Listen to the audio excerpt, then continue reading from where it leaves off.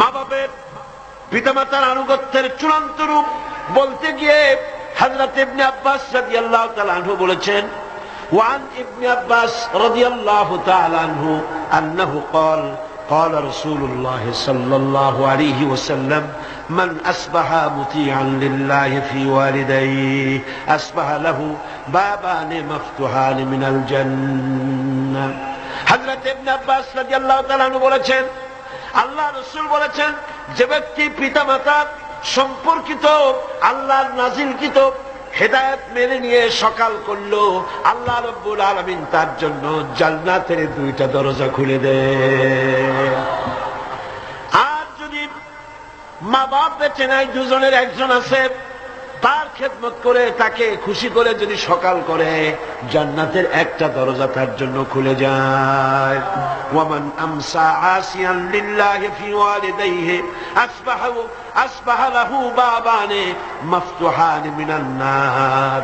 আর যদি মা বাপকে অসন্তুষ্ট করে আল্লাহ যে হুকুম করেছে সেই হুকুম অনুযায়ী মা বাপের খেদমত না করে, মা বাপের সাথে নাফরমানি করে যে সন্ধ্যা করলো, নবীজি বলেন তার জন্য জাহান্নামের দুইটা দরজা খোলা হয়ে যায়। মা বাপের দুজনের একজন যদি বেঁচে থাকে, তাহলে মা বাপের দুজনের একজন যদি বেঁচে থাকে, তাহলে তাকে যদি অসন্তুষ্ট করা হয়, জাহান্নামের একটা দরজা তার জন্য খোলা হয়ে যায়। সাহাবী প্রশ্ন করলেন, ক্বালা রাজুলুন ওয়া ইন যালামাহু, ক্বালা ওয়া ইন যালামাহু। তিনবার রাসূলুল্লাহ বললেন। ওই ব্যক্তি জিজ্ঞেস করলেন, হুজুর মা বাপ যদি আমার উপরে জুলুম করে? রাসূলুল্লাহ বলেন, জুলুম যদি করেও? তারপরে সে বলছে, যদি আমার উপরে জুলুম করে? হুজুর বলেন, জুলুম যদি করেও? আবার প্রশ্ন করলেন, আমার উপরে মা বাপ যদি জুলুম করে? রাসূলুল্লাহ বলেন, জুলুম যদি করেও খবরদার তুমি মা বাপের সাথে নাফরমানি করবে না। সুবহানাল্লাহ। মা বাপের খেদমত করো, কপাল খুলে যাবে। কি খুলে যাবে? আমার বন্ধুগণ, হযরত ইবনে আব্বাস রাদিয়াল্লাহু তাআলা আনহু আরো বলেন, আন ইবনে আব্বাস রাদিয়াল্লাহু তাআলা আনহু আন্না রাসূলুল্লাহ সাল্লাল্লাহু আলাইহি ওয়াসাল্লাম قال قال من ولد بار ينظره الى والديه نظرة رحمة الا كتب الله بكل نظرة حجة। আল্লাহর নবী বলেন, হযরত ইবনে আব্বাস রাদিয়াল্লাহু তাআলা আনহু বর্ণনা করেছেন, রাসূলুল্লাহ বলেছেন, কেউ যদি তার মা বাপের দিকে যদি মহব্বতের নজরে, ভালোবাসার নজরে যদি তাকায়, তাহলে তার আমলনামায় একটা কবুল হজের সব আল্লাহ পাক আমলনামায় লিখে দিবেন। একজন প্রশ্ন করলেন, যদি এক সাহাবী প্রশ্ন করলেন, ইয়া রাসূলুল্লাহ, যদি কোন সন্তান তার মা বাপের দিকে দৈনিক 100 বার তাকায় তো কি হবে? আল্লাহ নবী বললেন, জেনে রাখো, 100 বার যদি দৈনিক মা বাপের দিকে রহমতের নজরে, ভক্তির নজরে, ভালোবাসার নজরে যদি তাকাও, আল্লাহ পাক তোমার আমলে 100 কবুল হজের সব লিখে দিবে। আল্লাহর ভান্ডে কোনো অভাব নেই। তাই বলে আবার কেউ মনে করেন না যে হজ যখন ফরজ আছে, এত কষ্ট করে টাকা টাকা খরচ না করিয়া মহব্বতের নজরে বাপের দিকে তাকাইতে, এতে কিন্তু কাম হবে না। উল্টা পাল্টা চিন্তা করবেন না, চিন্তাটা ঠিক মতো করে হজ যার উপরে ফরজ হয়েছে যাই আদায় করতে হবে। এখানে আল্লাহ পাক সওয়াব দিবেন। এই সওয়াবে আপনার হজ যে ফরজ হয়ে আছে সেই দায়িত্ব কিন্তু আদায় হবে না। আর মা বাবার খেদমত যদি করেন, তাহলে আপনার দুনিয়ার ফায়দাটা কি? রাসূলুল্লাহ বলেছেন, আন আনাস ইবনে মালিক রাদিয়াল্লাহু তাআলা قال قال رسول الله صلى الله عليه وسلم من سره أن يمد له في عمره ويزداد له في رزقه فليبر والديه وليصل رحمه رواه أحمد। আল্লাহ নবী বলেন, হযরত আনাস বিন মালিক রাদিয়াল্লাহু তাআলা আনহু থেকে বর্ণিত, আল্লাহ নবী বলছেন, কেউ যদি দুনিয়ায় তার রিজিক বাড়াতে চায়, সম্মান বাড়াতে চায়, হায়াত বাড়াতে চায়, সে যেন তার মা বাপের খেদমত করে। মা বাপের খেদমত যারা করবে, মা বাপের সম্মান যারা করবে, আল্লাহ পাক তার রিজিকে বরকত দান করে দিবেন। রিজকে কোনদিন অভাব হবে না। কবরের কাছে গিয়া, মাজারের কাছে গিয়া বলা লাগবে না ইয়া খাজা মেরা মতলব কো পুরা কর দে, এটা বলা লাগবে না, এটা বলা লাগবে না। আপনার রিজকে বরকত হয়ে যাবে মা বাপ যদি আপনাকে আপনার জন্য দোয়া করে। এ দোয়া কবুল, মা বাপের দোয়া কি কবুল হয়ে যাবে। সুতরাং রাসূলুল্লাহ বলছেন, আল্লাহ নবী বলছেন, রিজকে বরকত হবে, সম্মান বৃদ্ধিপ্রাপ্ত হবে, অশান্তি হবে না, অসম্মান হবে না। মা বাবার খেদমত করবা, রিজকে কোনো অভাব হবে না। সুবহানাল্লাহ। হযরত আবী হুরায়রা রাদিয়াল্লাহু তাআলা আনহু বলছেন, عن أبي هريرة رضي الله تعالى عنه عن النبي صلى الله عليه وسلم قال رغم أنفه ثم رغم أنفه ثم رغم أنفه। আল্লাহর নবী বলছেন, তিনবার বললেন, সে ব্যক্তি অপমানিত হোক, সে ব্যক্তি অপমানিত হোক। কোন ব্যক্তি? قيل من يا رسول الله, কোন ব্যক্তি অপমানিত হোক? قال من أدرك والديه عند الكبر أو أحدهما ثم لم يدخل الجنة। ভালো করে শুনেন, আল্লাহর নবী বলেন সেই ব্যক্তি অপমানিত হোক। তিনবার বললেন। প্রশ্ন করা হলো কোন ব্যক্তি? রাসূলুল্লাহ বললেন মা বাপ দুইজন অথবা একজনকে জীবনে সে পেল আর খেদমত করে আল্লাহর জান্নাত নিজের জন্য ওয়াজিব করে নিতে পারলো না, তার মতো হতভাগ্য আর কেউ নাই। মা বাপ যাদের আছে প্রাণ ভরে তাদের খেদমত করো, তাদের খেদমতে আল্লাহ পাক কিসমত খুলে দেবে। আবু দাউদ শরীফের একটি হাদিস শুনুন। হযরত আব্দুল্লাহ বিন আমর রাদিয়াল্লাহু তাআলা আনহু তিনি বলছেন, এক ব্যক্তি তার মাতা পিতাকে কাঁদায় রেখে রাসূলের সামনে জিহাদে যাওয়ার জন্য উপস্থিত হয়েছেন, মা বাপকে ক্রন্দনরত অবস্থায় রেখে। রাসূলুল্লাহর কাছে খবর এলো এই যুবক জিহাদে যাওয়ার জন্য আসছে আর তার মা বাপ কাঁদতেছে। রাসূলুল্লাহ বললেন ফিরে যাও, মা বাপকে যেভাবে কান্দায় আসছো ওইভাবে খুশি করে তারপরে আসো, মা বাপকে অখুশি রেখে জিহাদে যাইও না। মা বাপের খেদমত করো, তাদেরকে খুশি করো। অন্য হাদিসে এসেছে রাসূল কারীম সাল্লাল্লাহু আলাইহি ওয়াসাল্লামের খেদমতে একজন হাজির হয়ে অভিযোগ করলো। একজন হাজির হয়ে সে অভিযোগ করছে, হে রাসূল, আমার মা খুব বদমেজাজের মেয়ে লোক। কে বলছে? এক যুবক বলছে রাসূলের কাছে গিয়ে, আমার মা খুব বদমেজাজের মানুষ। অভিযোগ। প্রিয় নবী তার জবাবে বললেন, হে যুবক, 9 মাস ধরে অব্যাহত ভাবে তোমার মা যখন তোমাকে গর্ভে ধারণ করেছিল তখন তো তোমার মায়ের মেজাজ খারাপ ছিল না। তোমার মা যখন তোমাকে পেটে ধরে রাখছিল তোমার মেজাজ খারাপ ছিল? আহারে কি সুন্দর কথা। পেটের ভিতরে একটা জীবিত মানুষ, একটা জীবিত মানুষের পেটের মধ্যে আর একটা জীবিত মানুষ। সে চুপ করে বসে নাই, কেন দিয়ে গুঁতো মারতেছে, হাঁটু দিয়ে গুঁতো মারতেছে। আমার তো মনে হয় যে এই রকমের যদি পুরুষের হইতো, পুরুষের যা মেজাজ খারাপ, দুনিয়া আসার সাথে সাথে ঠ্যাং ধরে আসার মারতো যে পেটের মধ্যে বসে এত নড়াচড়া করছি কেন। আর মায়ের অবস্থাটা দেখেন, এত কষ্ট পেটে ধারণ করায়। ডেলিভারি যখন করল 10 মাসের পেটে ধরার কষ্ট আর ডেলিভারির কষ্ট, ডেলিভারিতে তো কত কষ্ট হয় সে কথা আল্লাহ ছাড়া আর কেউ জানে না। এই ডেলিভারি যখন হয়ে যায়, মা যখন হুঁশে এলো, মা প্রথমেই জানতে হয় কি হয়েছে আমারে দেখাও। সন্তান যখন মায়ের চোখের সামনে তুলে ধরা হয়, আমার আল্লাহ পাক বলেন মায়ের 10 মাসের পেটে ধরার কষ্ট আর ডেলিভারির কষ্ট সন্তানের চেহারা দেখার সঙ্গে সঙ্গে মায়ের মন থেকে আমি আল্লাহ মুছে ফেলে দেই। রাসূলুল্লাহ বলছেন, ও যুবক, আজকে তুমি বলতেছো তোমার মায়ের মেজাজ খারাপ, কিন্তু 9 মাস যখন পেটের মধ্যে তুমি ছিলা তখন তো মায়ের মেজাজ খারাপ হয় নাই। যুবক তখন পাল্টা জবাব দিল, হে রাসূল, আমি মিথ্যা কথা বলছি না, আমার মা সত্যই তার মেজাজটা দারুণ খারাপ। হুজুর বললেন, সে যখন রাতের পর রাত জাগতো আর তোমারে দুধ খাওয়াইতো, তোমার মা গভীর রাত্রে ঘুমায়, তুমি চিৎকার করতেছো, ঘুম ভাঙা তোমারে কোলে নিয়ে দুধ খাওয়াইলো, 2.5 বছর পর্যন্ত জ্বালাইছো, মায়ের বুকের দুধ খাইয়া দিনে দুপুরে রাত্রে কত কষ্ট দিছো, তখন তো তোমার মায়ের মেজাজ খারাপ ছিল না।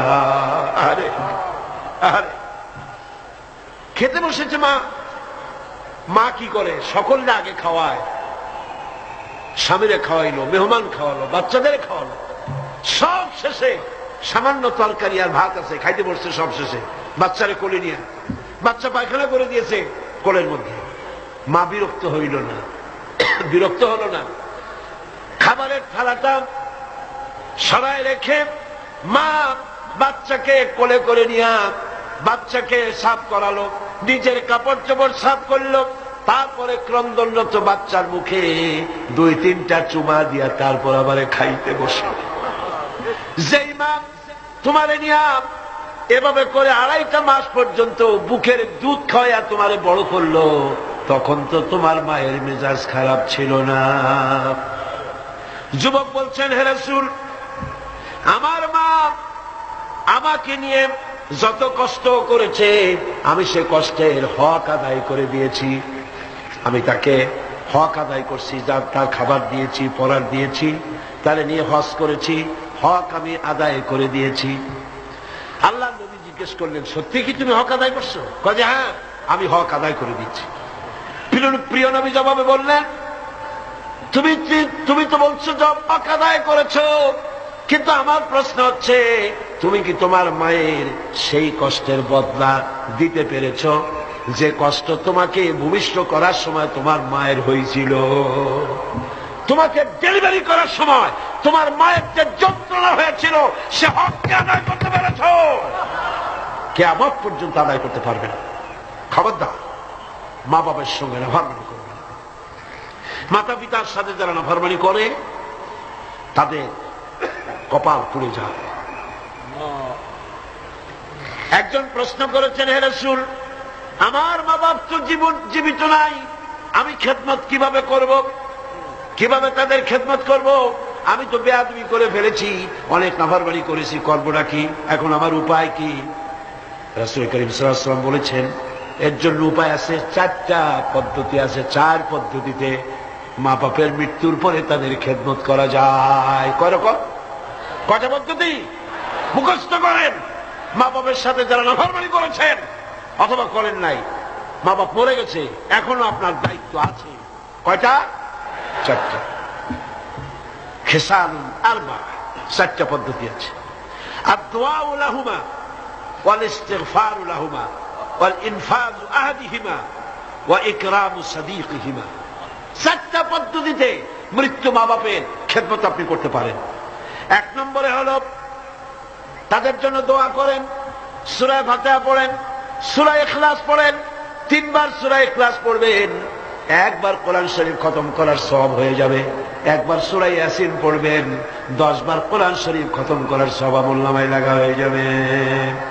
দরুদ শরীফ পড়েন, এগুলি বলে মা বাবার জন্য দোয়া করেন, আর বলেন রব্বিরহামহুমা কামা রাব্বায়ানি সগীরা। মা বাবার জন্য দোয়া করেন। 1 কয়টা পদ্ধতি? কয়টা? 1 নম্বরে হলো দোয়া করা।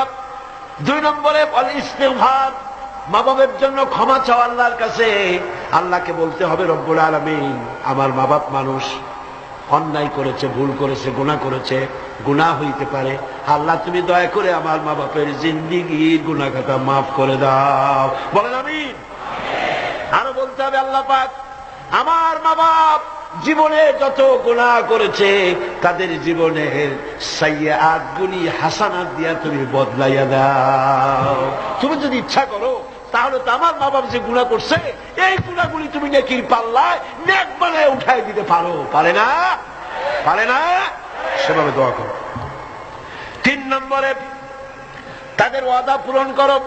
মা বাপ যে সব ওয়াদা করে গেছেন, পূরণ করতে পারেন নাই, মা বাপের ওয়াদাগুলি পূরণ করে দাও। 4 নম্বরে মা বাপের যেসব বন্ধু আছে, মায়ের যেসব বান্ধবী আছে, তাদের সঙ্গে সম্মানজনক আচরণ করো, মাঝে মধ্যে তাদেরকে হাদিয়া দিও। পিতার আত্মীয়দের, পিতার বন্ধুদের সাথে বাপের মতো শ্রদ্ধা করো, সম্মান করো। সুবহানাল্লাহ, সুবহানাল্লাহ। রাসূলকে প্রশ্ন করা হয়েছে, হুজুর আমি তো অনেক গুনাহ করে ফেলছি, আমার উপায় কি? হুজুর বললেন, মায়ের খেদমত করো। শুনতেছেন কথা? শুনতেছেন? আমি অনেক গুনাহ করেছি, আমার উপায় কি? হুজুর বললেন, মায়ের খেদমত করো। তিনি বললেন, হুজুর আমার তো মা বেঁচে নাই, এখন আমার উপায় কি? হুজুর কন, যাও খালার খেদমত করো, মায়ের গন্ধ খালার গায়ে দিয়ে আসে। সুবহানাল্লাহ। ভাইরা আমার, মা বাবার সঙ্গে যারা দুর্ব্যবহার করেন এই দুনিয়ায় তাদেরকে আল্লাহ রাব্বুল আলামিন শাস্তি দিবেন, আর পরকালের শাস্তি তো তাদের জন্য রয়েই গেছে। দুনিয়ার শাস্তিও আছে আর পরকালের শাস্তিও তাদের জন্য রয়ে গেছে। মা বাবার দোয়া অবশ্যই কবুল। তিনজনের দোয়া মুস্তাজাবুদ দাওয়া। তিনজন। কয়জন? তিনজন। পীর সাহেবের দোয়া, মৌলানা সাহেবের দোয়া, সুফি সাহেবের দোয়া কবুল হইতেও পারে, নাও হইতে পারে, কোনো গ্যারান্টি নেই। গ্যারান্টি নেই, হইতেও পারে, নাও হইতে পারে। কিন্তু আল্লাহর নবী তিনজনকে গ্যারান্টি দিয়েছেন, মুসাফির, প্রবাসী, তার দোয়া কবুল হবে। যেমন পাকিস্তান থেকে জামে আশরাফিয়ার মুহতামিম হযরত মাওলানা ফজলুর রহিম সাহেব এখানে উপস্থিত হয়েছেন, কসরের নামাজ পড়ছেন। প্রবাসী মুসাফির, মুসাফিরের দোয়া কবুল হবে, বলেন সুবহানাল্লাহ। আবার মাজলুম ব্যক্তি, অত্যাচারিত ব্যক্তি যদি দোয়া করে আল্লাহ পাক তার দোয়া মঞ্জুর করে নেবেন। আর মা বাপ যদি সন্তানের জন্য দোয়া করে অবশ্যই সেই দোয়া কবুল হয়ে যাবে। অবশ্যই মা বাপের দোয়া কবুল, কোনো সন্দেহ নাই। লা শাক্কা ফি ওয়ালা রাইবা ফি। মা বাপ দোয়া করলে কবুল হবেই হবে। সুবহানাল্লাহ। এখন এই আয়াতের শেষ দিকে আল্লাহ পাক বলছেন, ফালা তুতিউহুমা ওয়া সাহিবুহুমা ফিদ দুনিয়া মারুফা। মা বাপ যদি মুশরিক হয়, মুশরিকা হয়, তাহলে তাদের সাথে আচরণটা কিন্তু খারাপ করা যাবে না। কথা বুঝতে পেরেছেন? আচরণ খারাপ করা যাবে না, আচরণ ভালো করতে হবে, ভালো হতে হবে। সদাচার করো, সদাচরণ করো। মা বাপ যদি অমুসলিম হয়, গুনাহগার হয়, এমনকি মা যদি বেশ্যা হয়, তোমার কাছে মা মাই। খবরদার মায়ের সাথে নাফরমানি করতে পারবে না। কথা বুঝে আসছে? মাথায় ঢুকতেছে? মাথায় ঢুকতেছে? এবার দেখুন, হযরত আসমা বিনতে আবি বকর রাদিয়াল্লাহু তাআলা আনহা, তিনি বলছেন, আনা আসমা বিনতে আবি বকর রাদিয়াল্লাহু তাআলা আনহা قالت قدمت علي أمي وهي مشركة في عهد رسول الله صلى الله عليه وسلم। রাসূলুল্লাহর যুগে আমার মা মুশরিক অবস্থায় আমার বাড়ি আসলো। আমি প্রশ্ন করলাম, হে রাসূল, হে রাসূল, আমার মা আমার বাড়িতে আসছে, আমি কি তার সঙ্গে আত্মীয় জনিত ব্যবহার করব নাকি? আমার মা হিসাবে তার সাথে আমি সেরকম ব্যবহার করব নাকি? অথচ তিনি হচ্ছেন, তিনি ইসলামের প্রতি বেজার, আপনার প্রতি নাখোশ, আল্লাহর প্রতি নাখোশ, ইসলাম তিনি ভালোবাসেন না। আমার বাড়ি আসছে, আমি তার মেয়ে, আমি এখন তার খেদমত করা বা তার প্রতি ভালো ব্যবহার করা আমার জন্য কি রকম হবে আপনি বলেন? নবীজি বললেন, অবশ্যই তুমি তোমার মায়ের সাথে সম্মানজনক, আত্মীয়তাজনক, মায়ের সাথে সন্তান যেমন ব্যবহার করে সেই ব্যবহার করা লাগবে। মা মুশরিকা হতে পারে, ব্যবহার পাবে সে, সন্তান যে ব্যবহার করা উচিত সেই ব্যবহারই পাবে। এই জন্য যাদের মা এবং পিতা মুশরিক বা মুশরিকা, তাদের জন্য সন্তান কেঁদে কেঁদে আল্লাহর কাছে দোয়া করবে। তোমার মা যদি বেনামাজি হয়, তোমার বাপ যদি বেনামাজি হয়, তাহলে তাদের নসিহত করতে গিয়া আঙ্গুল উঁচু করে, চোখ রাঙাইয়া, মাথায় ধমক দিয়া, ধমকের সুখে সুরে মা বাপকে কথা বলতে পারবা না। পায়ে ধরে বলো মাকে, পিতাকে পায়ে ধরে বলো, বাবা, হে আমার মা বাবা, নামাজ পড়ছেন না, এটা জাহান্নামের রাস্তা, অনুগ্রহ করে নামাজ পড়ুন, ধমক দেওয়া যাবে না। সুবহানাল্লাহ। আমার বন্ধুগণ, মা বাবার জন্য কেঁদে কেঁদে দোয়া করতে হবে।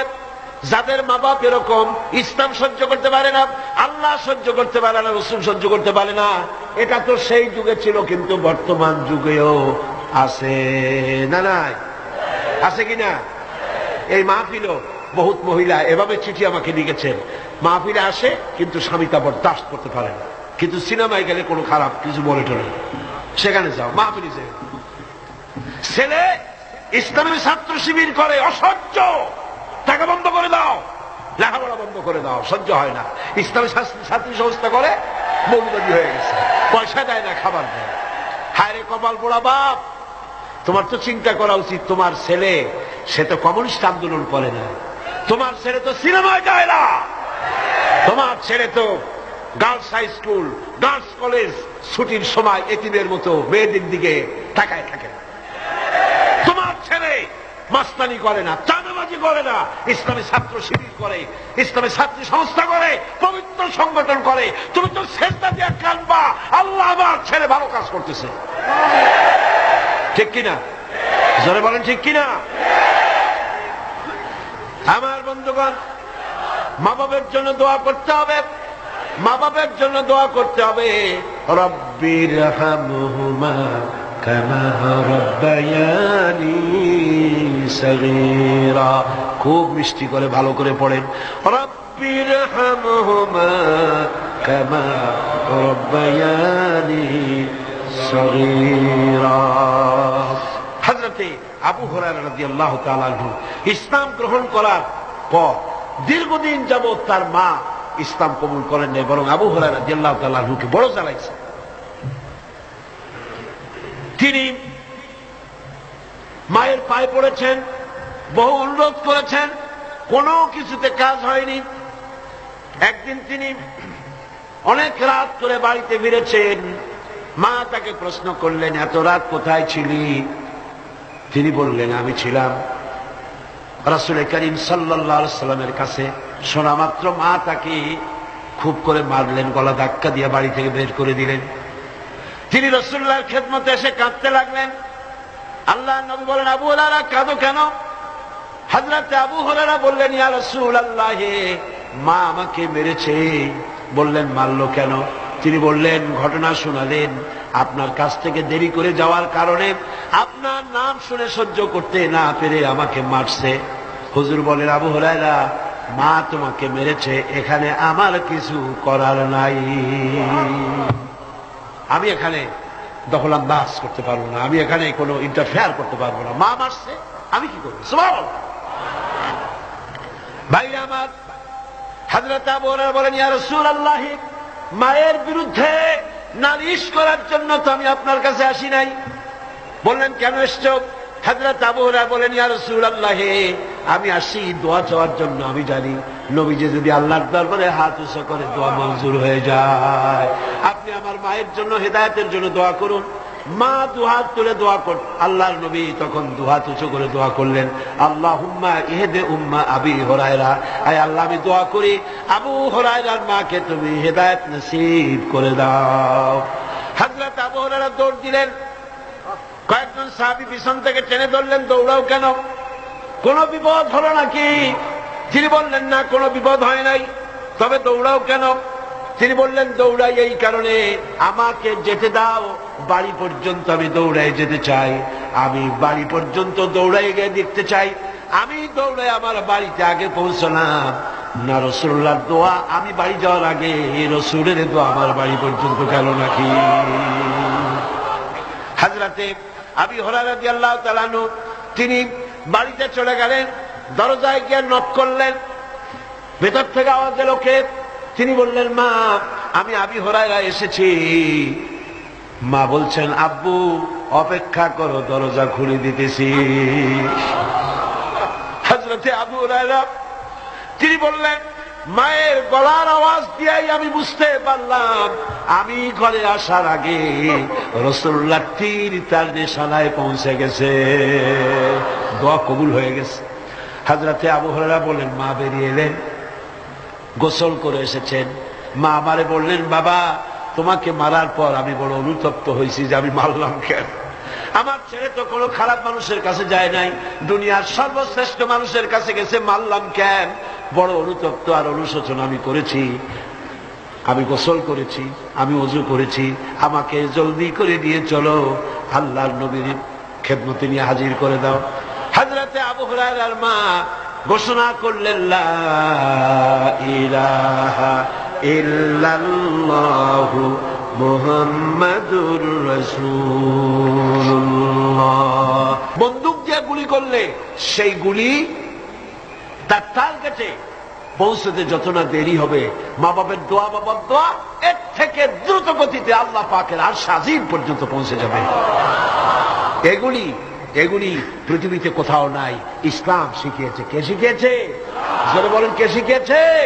ইসলাম শিখেছে, শিখায়েছে। পাশ্চাত্যে যায় দেখেন কিসের মা কিসের বাবা, মা বাবার কোনো খোঁজ খবর নাই। মা বাবা যখন বুড়ো হয়ে যায়, আমি ইংল্যান্ড এবং আমেরিকায় দেখেছি, ওদের জন্য ওল্ড পিপল সেন্টার করা হয়।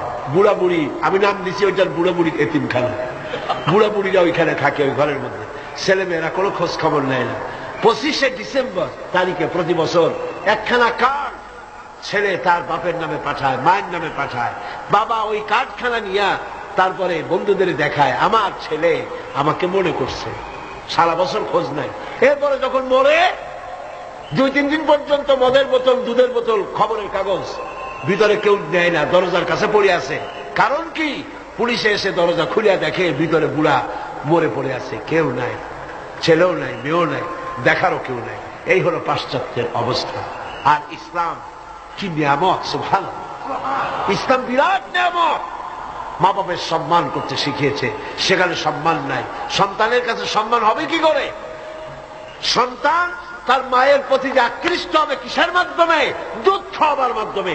আমার দেশে পাশ্চাত্যের আবহাওয়া লেগে গিয়েছে, বহুত মা তার সন্তানকে দুধ খাওয়ায় না। কৌটার দুধ খাওয়ায়, টিনের দুধ খাওয়ায়, নিজের শরীর ভালো রাখার জন্য টিনের দুধ খাওয়ায়। তো সন্তানের মহব্বত ওই টিনের দিকে, বোতলের দিকে বেশি হবে, মায়ের দিকে হবে না। দুধ হচ্ছে একটা ফ্লো, একটা ফ্লো। মায়েরা, আমার মা বোনেরা যারা আসছেন শোনেন, ব্রেস্ট ক্যান্সার যে হয়, মায়ের মেয়ে লোকদের যে ব্রেস্ট ক্যান্সার হয়, চিকিৎসা বিজ্ঞানীরা বলেছেন ব্রেস্ট ক্যান্সার হওয়ার জন্য সবচাইতে বড় কারণ সন্তানকে দুধ না খাওয়ানো। এটা হলো আরেকটা কারণ আছে, সেটা আমি বললাম না, ডাক্তারদের কাছ থেকে জেনে নিবে। এটা হলো সবচাইতে বড় কারণ, সন্তানকে দুধ না খাওয়ানো। এই ফ্লোটা, এই স্বাভাবিক ফ্লো আপনি বন্ধ করে রাখছেন, সন্তানকে খাওয়াচ্ছেন না। ব্রেস্ট ক্যান্সার যদি হয়, অপারেশন করে শরীরের যে সৌন্দর্য রক্ষা করতে চাইছিলেন, 12 আনাই 16 আনাই শেষ হয়ে যাবে। এই দুধ, মায়ের বুকের দুধ সন্তানের জন্য শুধু খাদ্য নয়, এর মধ্যে রয়েছে মেডিসিন। এর মধ্যে রয়েছে কি? মেডিসিন। সন্তান ছিল ফি কারারিন মাকিন, মায়ের পেটের মধ্যে একটা সুরক্ষিত জায়গায়, কোন রোগের জান সেখানে পৌঁছতে পারে না, এরকম একটা জায়গায় ছিল। পৃথিবীতে আসলো, এখানে আছে পলিউশন, এখানে আসছে নানান রকমের রোগ, কি জীবাণু, এগুলি রয়েছে। সুতরাং তার কচি চামড়ার লোমকূপের মধ্য দিয়া এই রোগগুলি ঢুকে যেতে পারে। এই রোগ থেকে শরীরকে বাঁচাবার মতো রেজিস্ট্যান্স, স্টেমিনা, শক্তি তার মধ্যে নাই।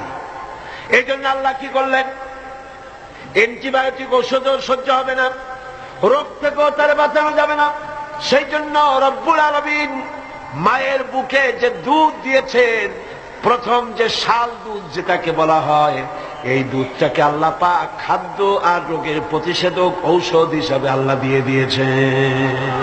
সন্তানকে দুধ খাওয়াও, সন্তানের মহব্বত তোমার প্রতি বাড়তেই থাকবে। সুবহানাল্লাহ, সুবহানাল্লাহ।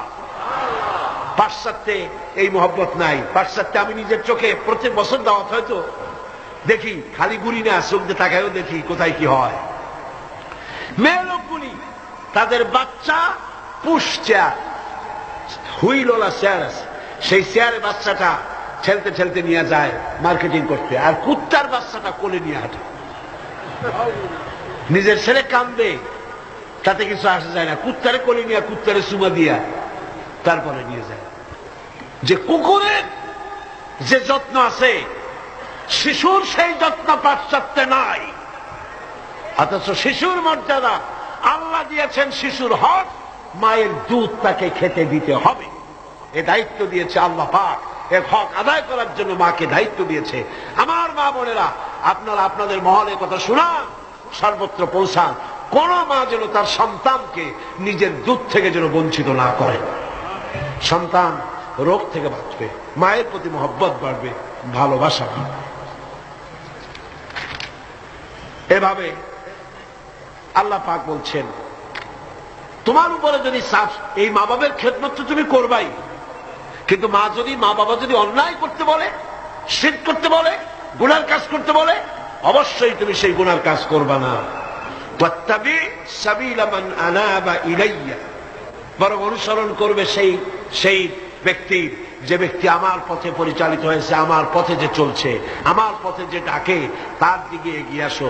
সুম্মা ইলাইয়া মারজিউকুম, আর এরপরে তোমাদের সকলকেই আমার কাছে ফিরে আসতে হবে। কার কাছে? কার কাছে? ফাউনাব্বিউকুম বিমা কুনতুম তা'মালুন, আর এরপরে কিয়ামতের দিন তোমাদের সমস্ত কাজের ফলাফল আমার কাছে প্রকাশিত হয়ে যাবে। মুনাজাত করব, মুনাজাতের পরে আজান হবে বা জামাত, আমরা নামাজ পড়ে যাব ইনশাআল্লাহ। আল্লাহুম্মা আমিন। রব্বানা যালামনা আনফুসানা ওয়া ইন লাম তাগফির লানা ওয়া তারহামনা লানাকুনান্না মিনাল খাসিরিন। রব্বানা লা তুযিগ কুলুবানা বা'দা ইয হাদাইতানা ওয়া হাব লানা মিন লাদুনকা রাহমাতান ইন্নাকা আনতাল ওয়াহ্হাব। হে আল্লাহ তাআলা, লক্ষ লক্ষ মুসলমান নরনারী দীর্ঘক্ষণ ধরে তোমার কোরআনের কথা আমরা শুনেছি। হে আল্লাহ, তুমি দয়া করে মেহেরবানি করে আমাদের দরুদ সালাম আলোচনার সওয়াব জনাব মুহাম্মদ রাসূলুল্লাহ সাল্লাল্লাহু আলাইহি ওয়াসাল্লামের রূহ মুবারকে পৌঁছায় দাও। রব্বুল আলামিন, আমরা যারা মা বাপ হারাইছি, যে মা বাপের কথা এতক্ষণ আলোচনা করলাম তোমার কোরআন থেকে, হে আল্লাহ, আমাদের মা বাপের কবরগুলিকে জান্নাতের টুকরায় পরিণত করে দাও। রব্বিরহামহুমা কামা রব্বায়ানি সগীরা। সবাই পড়েন রব্বিরহামহুমা কামা রব্বায়ানি সগীরা। হে আল্লাহ তাআলা, সারা জীবন যত গুনাহ করেছি, আল্লাহ তুমি আমাদের গুনাহগুলো মাফ করে দাও। আল্লাহ, এই তাফসীরুল কোরআন মাহফিল কিয়ামত পর্যন্ত কবুল করে নাও।